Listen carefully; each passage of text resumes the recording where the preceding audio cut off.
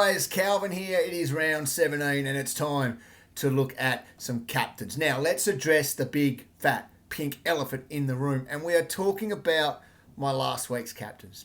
Okay, look, you'll notice no pirate hat this week. I'm not deserving of a pirate hat. I'm not even deserving of a captain t-shirt. However, thought I'd give you a little bit of insight into how I pick my captains. Hey Google, how do you pick a captain?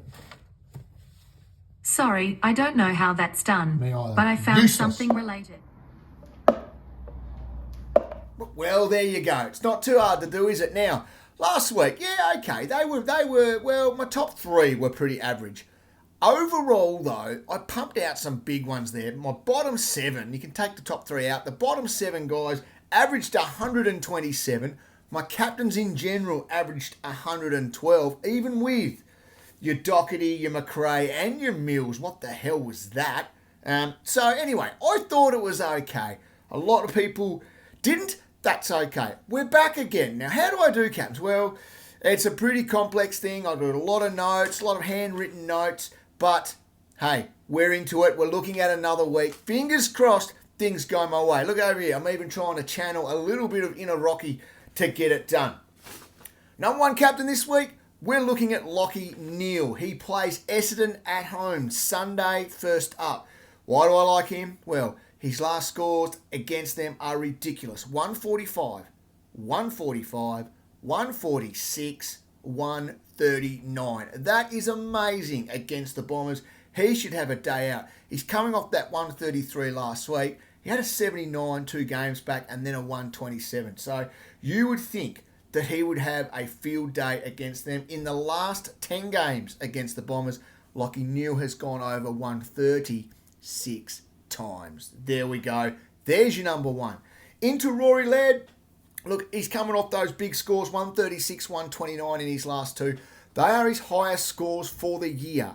He is heating up. He's doing exactly what he did last year at this point. Now, Hawthorn, still the number one easiest team to score against, and in the last 5 weeks, they actually rank as the third in the last 5 weeks as far as easiness goes. Now, last year against the Hawks, he had a 142 and a 109.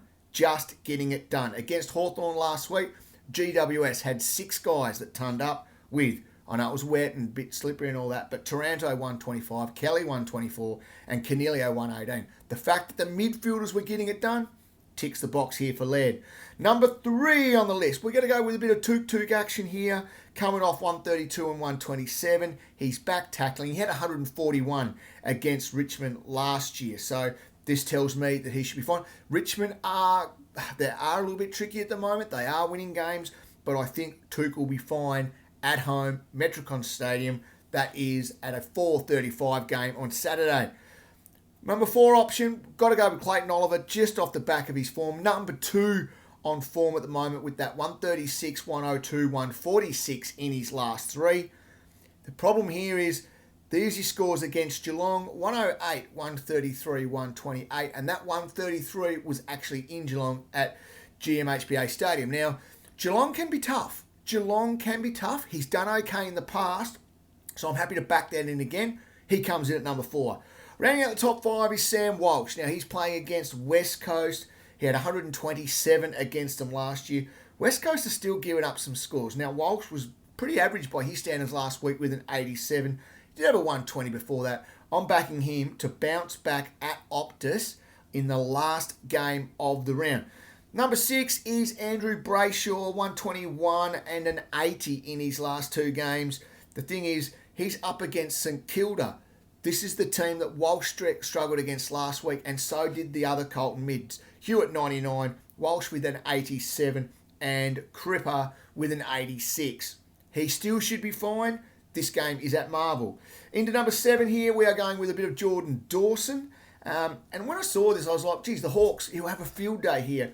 For uncontested marks this year, the Hawks rank as the 9th easiest. So it's not going to be probably as easy as what he's had in the last few games, but he's number 4 on form, going at 122 in his last 3 with a 129 and a 120 in his last 2. They love the ball in his hands, and he is a +6 machine. Number 8 on the list, I do like Cam Guthrie, just off the back of his form, going at 119 in his last 3, a 121 last week. Melbourne, it's going to be a little bit tricky. However, the Crows didn't struggle, and I'm looking at Laird, 136.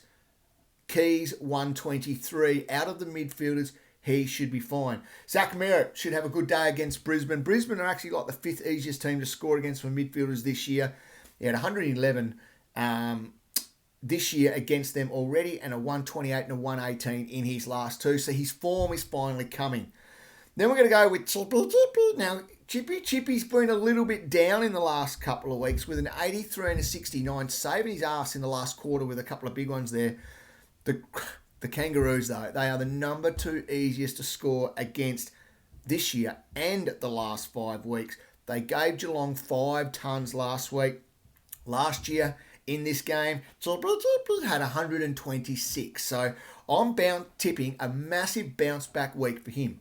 Now, everyone goes, what about this guy? What about this guy? Well, let's talk about this. What about Mitch Duncan? Now, just last year when he played against Melbourne, he had an 85 and a 96. Melbourne do give up the most uncontested marks in the league. So that tells me he should be okay. Not a captain option for me. Petrarca, just once again, it's Geelong in Geelong. There are a few flags around this one. Coming off a 141 and a 107, 106, 84, 136 last year. I'm passing on him. I'm passing on bloody Suki McRae as well, just on the fact that he sits on that wing. We all know what he does. 93, 97 in his last 2.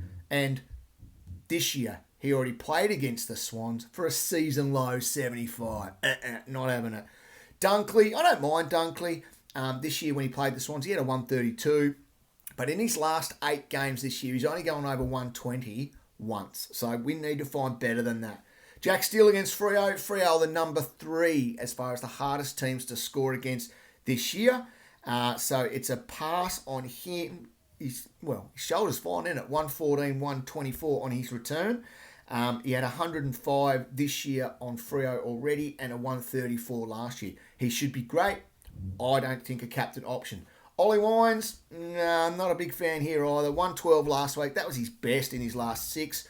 I don't mind a bit of Josh Kelly though, if you really, and even Cornelio. Port Adelaide in Adelaide, it's going to be a little bit tricky, so I'm just staying away from these guys. Freo last week against Port, though, they had 6 guys ton up. Brayshaw with a 121 and Aish with a 114.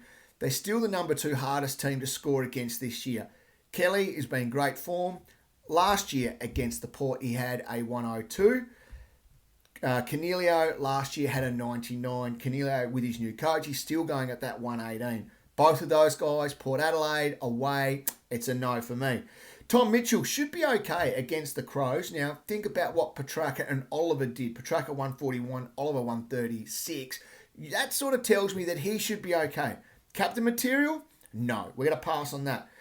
Cripple should bounce back this week against the Eagles. However, he hasn't turned up in his last 3 against them, coming off back-to-back 86s. A lot of people trading him out.